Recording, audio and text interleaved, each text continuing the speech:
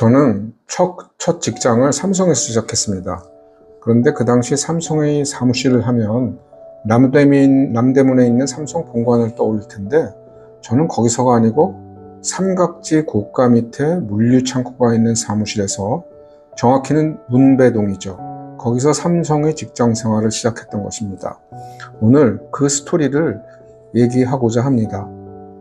서울대 대학원에서 경영학을 전공하고 졸업을 앞둔 4학기가 되었을 때 삼성에서 서울대, 연대, 고대 상경계 석사 예정자들을 대상으로 2년 경력을 인정해주고 공개 채용 모집을 했습니다. 단 조건이 있었는데, 군대를 6개월만 근무하는 석사 양교, 그 당시 공식 명칭은 예비역 사관 후보, 그 석사 장교 시험에 합격해야 하는 것이었죠. 이 제도는 당시 소문으로 대통령의 아들을 위해서 몇 년간 유지했던 이상한 제도였습니다. 이상한 제도이긴 했지만 저는 운 좋게 시기가 맞아서 정권의 혜택을 받은 거였죠. 저는 그 이전 대통령의 아들 때문에 고등학교도 입시가 아니고 추첨으로 하는 뺑뺑이 제도 1호였던 것이죠. 이래저래 정권의 영향을 2번씩이나 받은 거죠. 일단은 삼성에 지원을 하고 합격을 했습니다. 석사 장교 시험, 영어 제외고 국사에도 합격을 했죠. 입대 전에 삼성에서 연수를 받고 근무를 잠시 하다가 군대를 갔다 오는 조건이었습니다. 약 20명의 입사 동기들과 용인에 있는 삼성 연수원에서 1개월간의 연수를 받고 그룹 내 각서로 배치를 받았습니다. 그 당시는 수출 입국, 수출 한국이라서 삼성물산이 1순위였는데 저는 대학원 전공이 마케팅이라고 제일지당, 현 CJ 제일지당에 배치를 받게 되었습니다. 사실 그 당시 일반인들은 제일지당이 삼성의 계열사인지조차도 잘 몰랐던 시절입니다. 나중에 알고 보니 제일지당이 삼성의 첫 번째 제조기업이었고, 설탕 사업에 성공해서 그걸 기반으로 삼성전자가 생겼고, 관리의 삼성이라는 별명을 붙게 한 모태 기업이라는 것이었습니다. 그 당시 반도체 통신이라는 계열사가 있었는데 크게 부각되지 않았던 기업이었죠.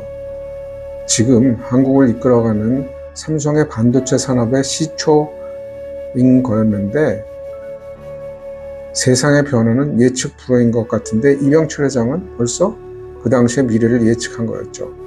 거기도 입사 동기 중에 2명이 배치를 받았는데 그닥 반가워하지 않았던 기억이 납니다. 연수가 끝나는 날 남대문 삼성 본관에서 배치 회사를 발표하고 각사의 인사 담당자가 발령난 회사로 데리고 가는 거였습니다. 그런데 제일지당에 배치된 저를 데리고 가는 곳은 그 남대문에 있는 삼성 본관이나 그 옆의 동방빌딩, 현재 삼성생명빌딩이 아니고 남영동 쪽 사무실이라고 했습니다. 남영동 굴다리를 지나 도착한 곳은 문배동 고가도로 및 제일지당 용산 사무소였습니다.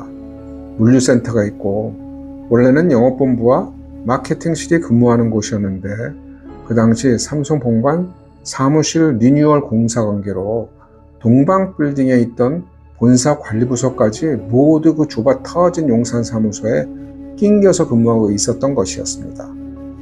물류센터란 마당이 있고 주차장이 있고 창고가 한켠에 있으면서 사무실동이 있었습니다.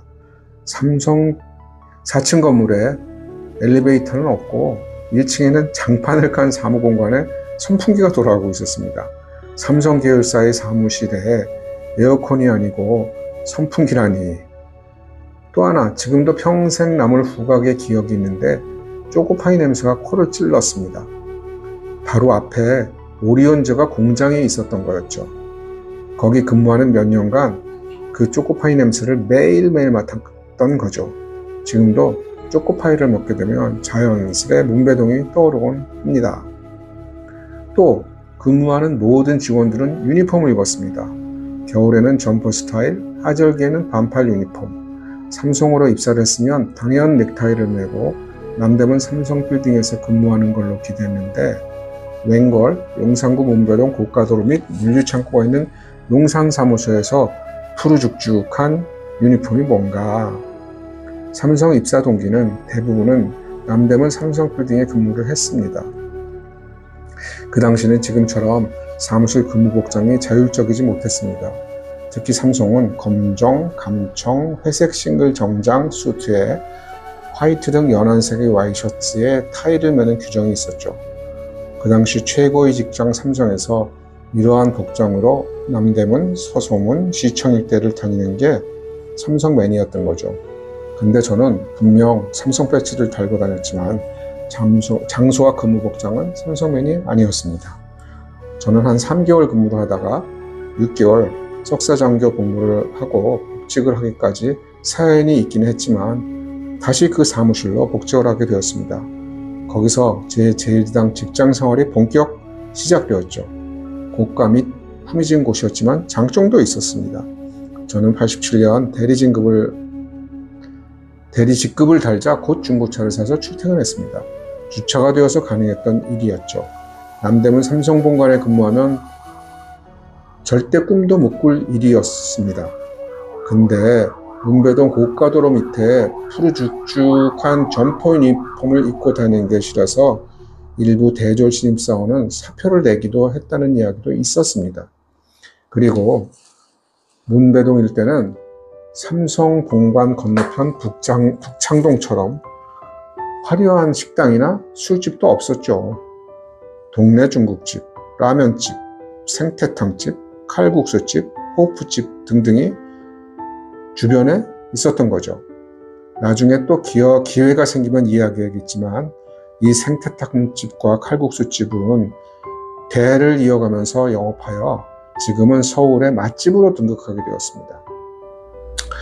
물론 그게 다는 아니지만 주차가 된다는 점을 장점으로 생각하면서 저는 여기서 약 10여 년을 근무하고 부서가 바뀌면서 남산 입구의 CJ 빌딩에서 근무하게 되었습니다. 지금도 여전히 그 고가도로는 존재하지만 동네는 삼전벽희가 된 듯이 모습은 완전히 달라져 그 제1지당 용산사무소 위치에는 높은 주상 복합 빌딩이 자리 잡고 있죠. 지금도 가끔 그 고가도로를 지날 때면 그 당시 추억이 아련하게 떠오릅니다.